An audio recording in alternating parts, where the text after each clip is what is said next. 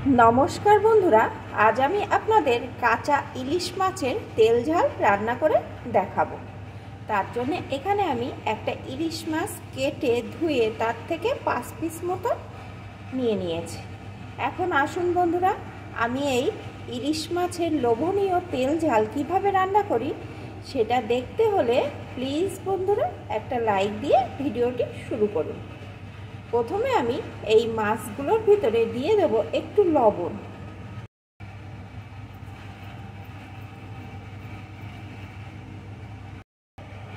दिए देब एकटू हलुद गुঁড়ো।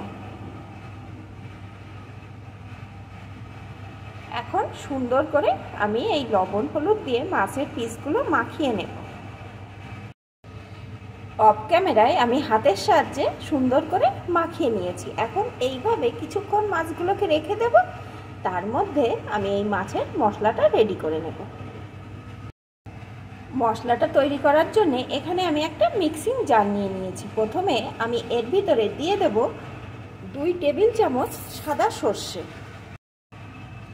আপনারা চাইলে কালো সর্ষেও এখানে ব্যবহার করতে পারেন। আবার 1 টেবিল চামচ সাদা সর্ষে 1 টেবিল চামচ কালো সর্ষেও দিয়ে দিতে পারেন। দিয়ে দেব 1 টেবিল চামচ পোস্ত। এখন এই শুকনো উপকরণগুলো প্রথমে আমি একটু ঘুরিয়ে নেব। শুকনো উপকরণগুলো আমি একটু ঘুরিয়ে নিয়েছি। এখন এর ভিতরে দিয়ে দেব 2 টেবিল চামচ মতন টক দই।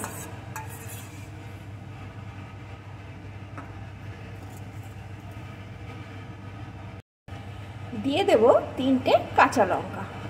এখন আমি সুন্দরভাবে একটা মসৃণ পেস্ট তৈরি করে নেব।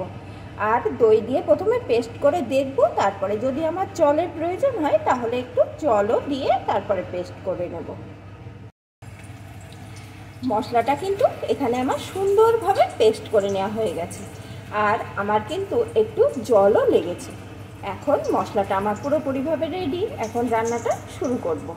আর একটা কথা বন্ধুরা, আমি যে সর্ষের সাথে কাঁচা লঙ্কা আর একটু টক দই দিয়েছি, এতে কিন্তু রান্নার স্বাদটাও খুব ভালো আসবে আর সর্ষের কোনো তেতো ভাব আসবে না। রান্নার জন্য এখানে আমি একটা কড়াইয়ে পরিমাণ মতো সর্ষের তেল বসিয়ে দিয়েছি। রান্নাটা কিন্তু অবশ্যই বন্ধুরা সর্ষের তেলেই করবেন, কারণ ইলিশ মাছের সাথে সর্ষের তেল না দিলে ঠিক জমে না। তেলটা গরম হয়ে যাওয়ার পর এখন এর ভিতরে আমি দিয়ে দেবো একটু কালো জিরে। মশলাটা একটু ভেজে নিয়ে এর ভিতরে আমি পেস্ট করা মশলাটাকে দিয়ে দেবো।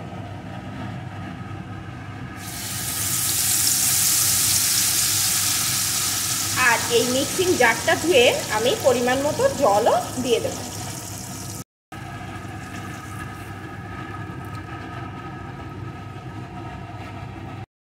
সাথে দিয়ে দেবো একটু লঙ্কা গুঁড়ো, একটু হলুদ গুঁড়ো। ইলিশ মাছ রান্নায় কিন্তু হলুদ বেশি লাগে না। স্বাদ অনুযায়ী লবণ। এখন একটু ফুটিয়ে নেব।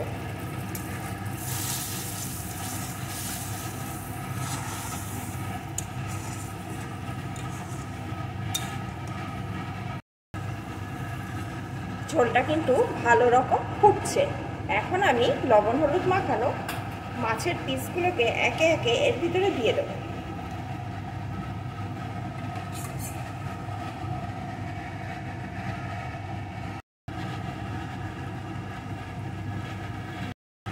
সাথে দিয়ে দেবো 4টে চেরা কাঁচা লঙ্কা। আর ঝালের পরিমাণটা কিন্তু আপনারা আপনাদের স্বাদ অনুযায়ী এখানে দিয়ে দেবেন। এখন বেশ কিছুক্ষণ ফুটিয়ে নেব। ইলিশ মাছ কিন্তু রান্না হতে একদম সময় লাগে না, আর বেশিক্ষণ ধরে যদি রান্না করেন তাহলে ইলিশ মাছ কিন্তু টক হয়ে যায়। তাই অল্প কিছুক্ষণ ফুটিয়ে নিলেই রান্নাটা কিন্তু আমার হয়ে যাবে।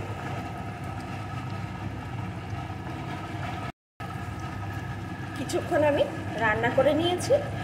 এখন কিন্তু মাছ রান্নাটা আমার মোটামুটিভাবে রেডি। এখন আমি এর উপর দিয়ে দেবো একটু কাঁচা সরিষার তেল।